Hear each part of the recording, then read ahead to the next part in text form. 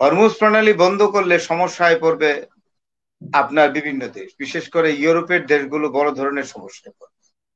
যারা পৃথিবীর সব দেশই তেলের উপরে নির্ভর করে এবং ইউরোপের শিল্পান্বিত দেশগুলোর উপরে খুব ডাইরেক্ট নেগেটিভ ইম্প্যাক্ট পড়বে। বিভিন্ন ধরনের এগুলোকে নীতিবোধের রাজনীতি করে না আমেরিকা, ইসরায়েল এগুলা।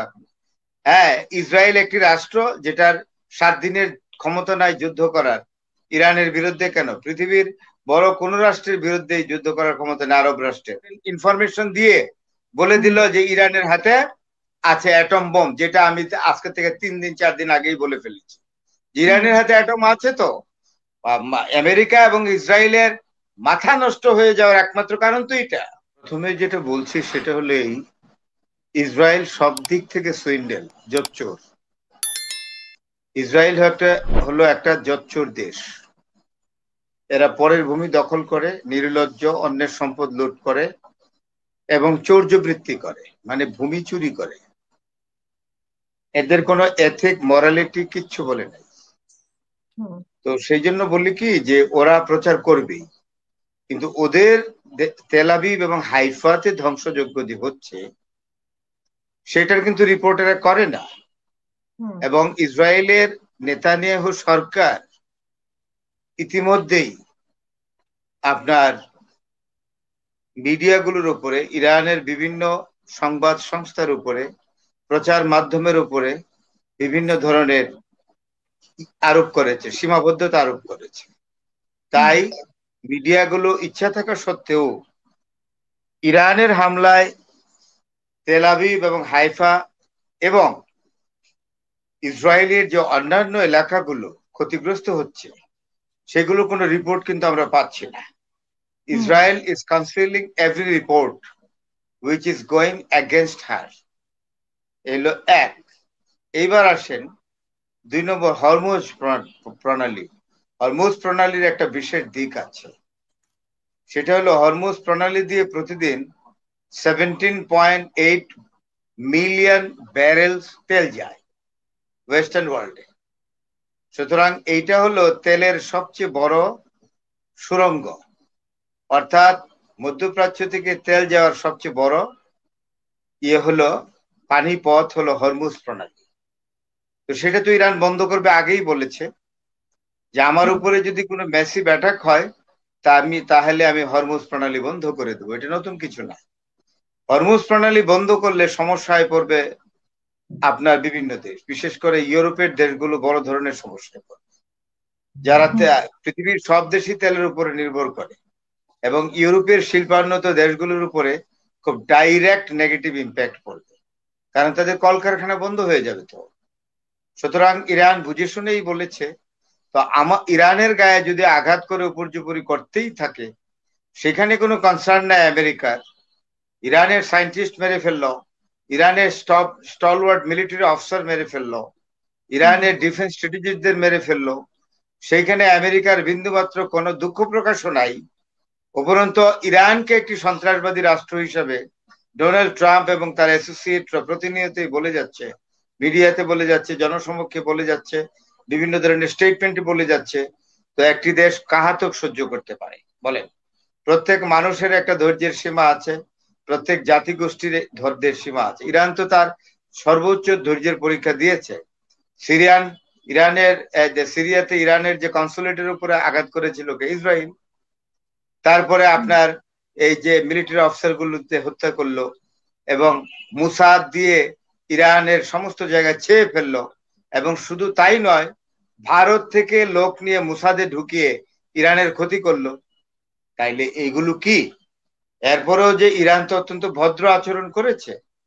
ভদ্র আচরণ করার পরে ইরান যখন দেখছে তার অস্তিত্ব সংকট, তখন ইরান আক্রমণে গেছে। ইরানের তো আক্রমণ বলবো না, এটা প্রতি উত্তর দিয়েছে ইরান। সুতরাং আপনি যেটা বললেন যে আপনার একটা প্রশ্ন করলেন যে সিরিয়ার মার্কিন ঘাঁটিতে আঘাত করেছে কে?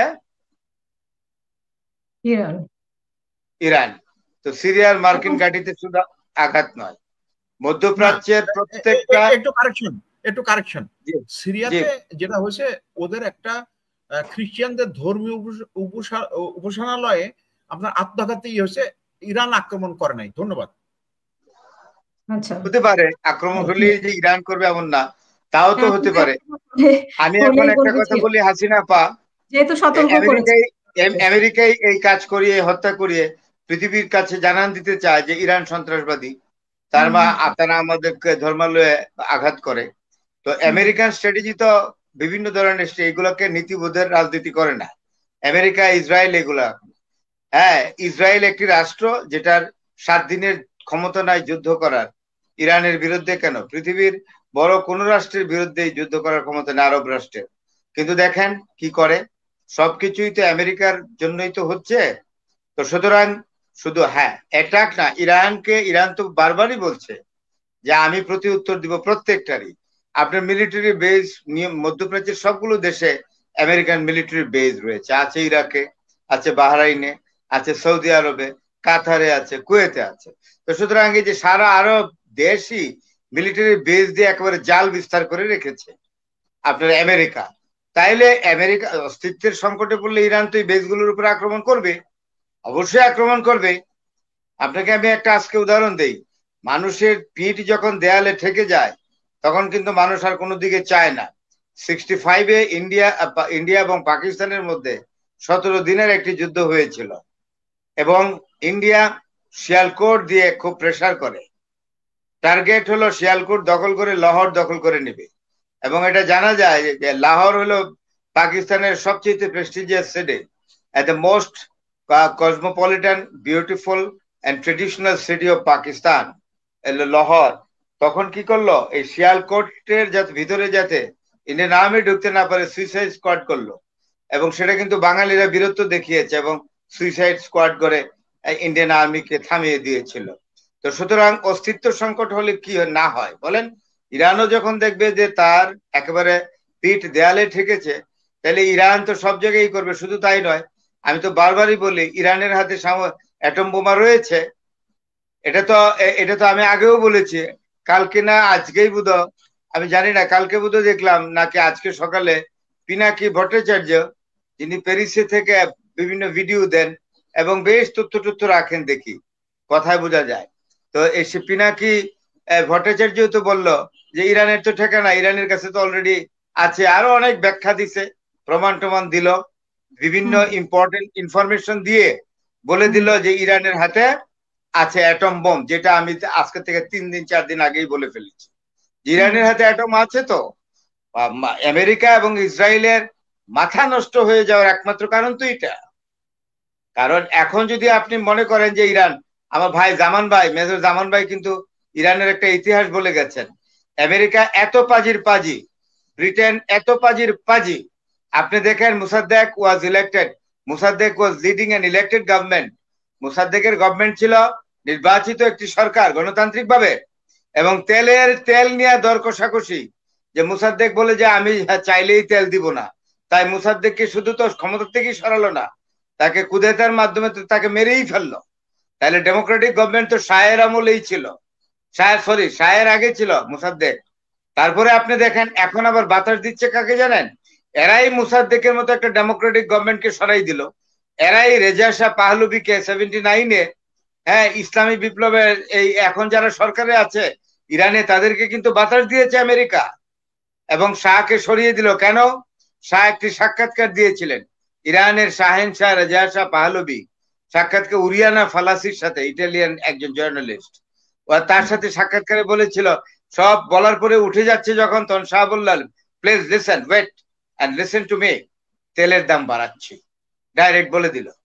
বলার সাথে সাথে আমেরিকা পেছনে লাগলো, সর্বনাশ, তেলের দাম বাড়িয়ে দিবে। এটা তো খুব বহুল প্রচারিত একটা আপনার একটা সাক্ষাৎকার, উরিয়ানা, ইটালিয়ান জার্নালিস্ট উরিয়ানা ফালাসি। তারপরে আমেরিকান একজন জার্নালিস্ট, নামটা এই মুহূর্তে আমি ভুলে গেলাম, Shah had given a very long interview, সেখানেও বলেছে যে আপনারা পশ্চিমারা কি না করছেন বলেন, আপনারা তেলের জাহাজ ঘুরিয়ে অন্যদিকে নিয়ে যান, আমি সবই জানি। তো এই কমেন্ট গুলা যখন করছিল তখন শাহের বিরুদ্ধে লেগে গেল এবং এই বিপ্লবীদের দিয়ে দিল, শাহ তখন চলে গেল।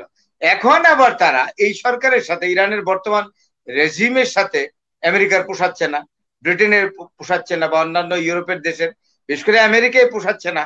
তাই এখন শাহের ছেলে রেজা পাহলবি দ্য সেকেন্ড ইংল্যান্ডে আছে, তাকে এখন বাতাস দিচ্ছে, তাকে এনে এখানে বসাবে। এবং এই প্রিন্স রাজপুত্র যে কাজটা করেছে খুব নেককারজনক। সে একটি মেসেজ দিয়েছে টুইটারে, কাকে? ডোনাল্ড ট্রাম্পকে, যে আপনি ক্লাস্টার বম্বিং করেন ইরানের নিউক্লিয়ার এস্টাবলিশমেন্টের উপরে, যে এস্টাবলিশমেন্ট ইস্পাহানে আছে, ফরদুতে আছে এবং আপনার নাতানজে আছে।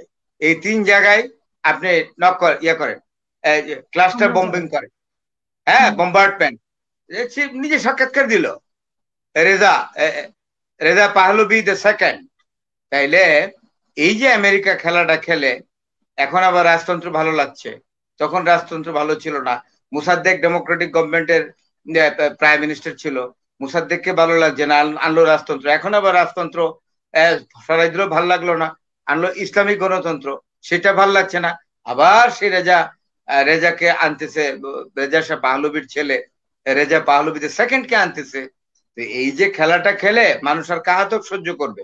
সবচেয়ে আমি মনে করি সবচেয়ে দুষ্ট হলো আরব বিশ্বের যে আমিরি শাসনগুলো আছে, সৌদির বাদশাহ, কুয়েতের আমির, তারপরে আপনার কাতারের আমির, তারপরে বাহরাইনের আমির, এগুলো সব দুষ্ট লোক।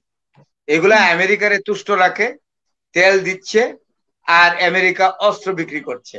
আর তাদের নিজেদের কোনো আর্মির পুষারও মুরদ নাই, করে না। তারা আগে পাকিস্তান থেকে সৈন্যবাহিনী নিত, পাকিস্তানের সৈন্যরা সৌদি আরবে কাজ করে আর্মিতে, কাতারে কাজ করে, কুয়েতে কাজ করে, আবুধাবিতে কাজ, সব জায়গায় আছে। তাইলে এমন এই যে আপনার মধ্যপ্রাচ্যের যে আমেরি শাসন, মানে অর্থাৎ রাজতান্ত্রিক শাসন যেই রাষ্ট্রগুলোর মধ্যে আছে, এরা হলো অপদার্থ এবং এরা অত্যন্ত খারাপ, এরা হলো ইসলামের বড় শত্রু। এটা আমরা আসলে বলি না। ইরানকে আমরা বলি ইরান কলোনিয়াল নাম, আসলে তো নাম হলো পারস্য, যেটা আমাদের জামান ভাই বলে গেছেন।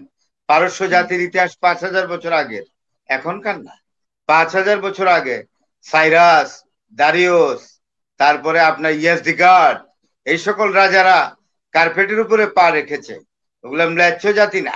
আমেরিকার কত, বয়স কত? আমেরিকার যে এখন সাদা চামড়া গুলা যে বড় বড় কথা বলে, এটা কি এদের দেশ? রেড ইন্ডিয়ানদের কি করেছে দেখেন না? দেশটা তো রেড ইন্ডিয়ানদের। এরা এখন যে ট্রাম্পের 14 গোষ্ঠী আসছে, ব্রিটেন, স্কটল্যান্ড, আয়ারল্যান্ডের বংশধর এরা। এরা তো পরের ভূমি দখল করে রাখছে, বুঝেন না? অন্যের ভূমি দখল করে যে বসে, তার শরীরে গায়ের জোর বেশি দেখায়। যেমন ইসরায়েল দেখাচ্ছে। ইসরায়েলের কোনো লেজিটিমেটেড রাইট আছে যে ইসরায়েল যে ভূমিতে বসবাস করছে?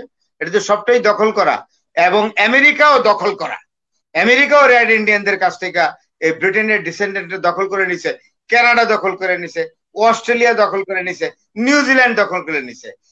এইটার নাম আমেরিকা ছিল না, এই জায়গাটার নাম আমেরিকা ছিল না। আমেরিকা ভেসপুচির নামে আমেরিকা করা হয়েছে, যে স্প্যানিশ আপনার নেভিগেটর, তার নামে। এই কানাডা নাম দিচ্ছে কলোনি নাম, এটা কলোনিয়াল নাম। কানাডার অন্য নাম ছিল। তারপরে আপনার অস্ট্রেলিয়ার নাম অন্যটা ছিল, নিউজিল্যান্ডের নাম সব ব্রিটিশ। ব্রিটিশের সাদা চামড়া ওই জঙ্গল টঙ্গল কেটে গিয়ে বসে গেছে এবং দখল করে নিয়েছে, এবং আদিবাসীদেরকে মার্জিনালাইজ করেছে। আপনি জানেন না? এগুলা সবচেয়ে ভারতের যে বিখ্যাত অরুন্ধতী রয়, তার বইগুলো পড়ে দেখেন, বেশ কয়েকটা বইয়ে লিখেছে যে ব্রিটিশরা কত নচ্ছার জাতি, গিয়া ওই রেড ইন্ডিয়ানদের জায়গায় দখল করে আমেরিকান হয়েছে। অস্ট্রেলিয়াতে গিয়া ব্রিটিশ নাম মুছে ফেলে অস্ট্রেলিয়ান হয়েছে। কানাডাতে গিয়া ব্রিটিশ নাম মুছে ফেলে কানাডিয়ান হয়েছে। নিউজিল্যান্ডে গিয়া ব্রিটিশ নাম মুছে দিয়া এরা নিউজিক হয়ে গেছে। তা আপনি যেই দেশে বসবাস করেন, হাসিনা আপা, এই দেশের লোকজনের কি স্বভাব দেখেন। এরা মূলে আজকাল পৃথিবীতে এই যে অশান্তি, এখনো অশান্তি চলছে, এটার গোড়াপত্তন করছে Britain. The British and French rooted all sorts of problems. The world is still today has been facing this in a very acute way. Thank you very much.